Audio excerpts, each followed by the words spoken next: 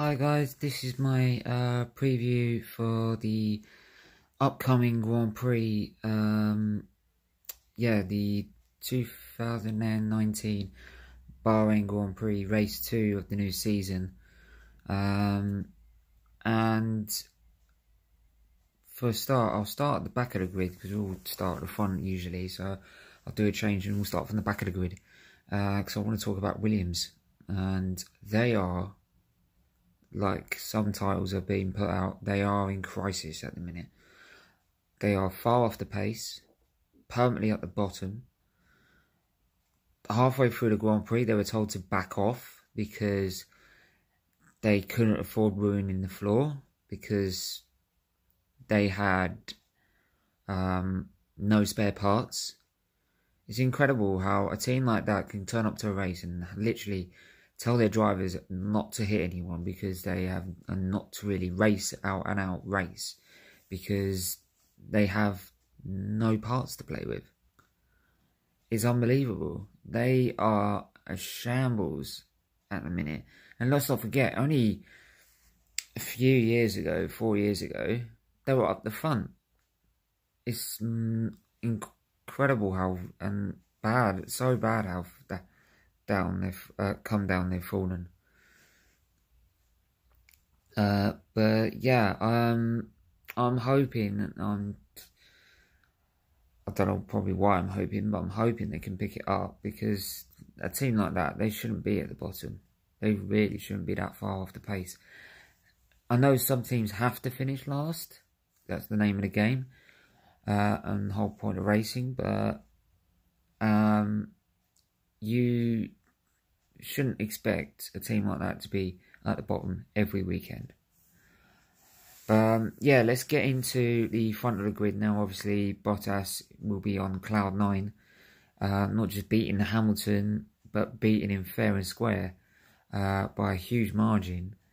Hamilton will want to pick up from that disappointment and hit straight back. But I don't think it's all going to be Mercedes. Yes, they were undoubtedly the quicker car.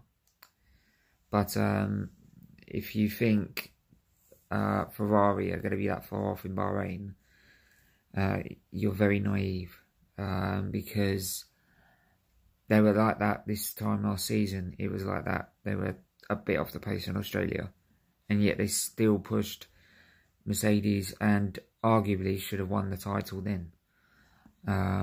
So I'm expecting Ferrari to turn up for this Grand Prix, because they turned up last season. Last season they came out, after only being a few tenths off in Australia, came out and blitzed Mercedes, and then just hanged on in the race. But that's only because the way the strategy played out. They were undoubtedly the quicker car that weekend and deserved the race win. So I'm expecting them to be challenging them and challenging Mercedes hard for this Grand Prix. And let's not discount Honda, Red Bull Honda. First time Honda's been on the podium since 2008. So that's the great start to that relationship with Red Bull. They're going to hope they want to continue that into the next race and try and get 2 steps higher. I doubt it. I doubt they'll challenge Mercedes and Ferrari. I mean, seriously challenge them. But I still think they're going to be in the mix. Renault, they need to vastly improve from that weekend. That was a horrible weekend. Ricciardo unlucky with his start. Hulkenberg just not having the pace.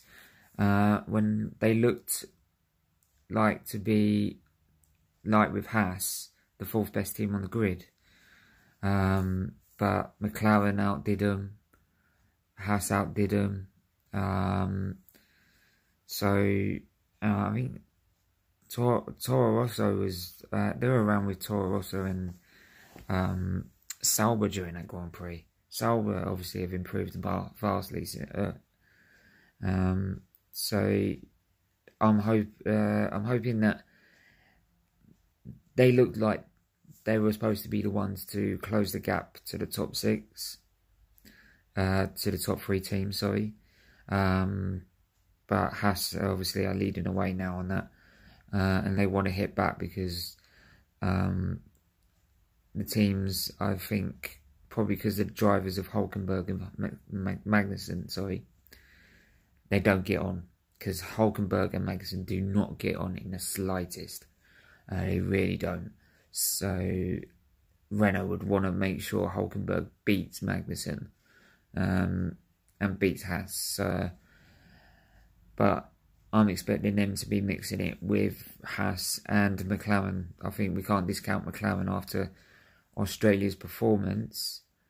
Yes, we need to wait and see what other Grand Prix produce.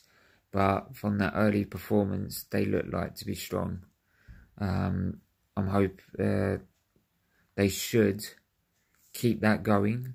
But then last season, they did get a points finish like that, a 5th place for Alonso. And yet they fell back. So they need to keep that up. All in all, again, it should be another exciting Grand Prix. The exciting part of it is that we don't know what's going to happen. We really don't know.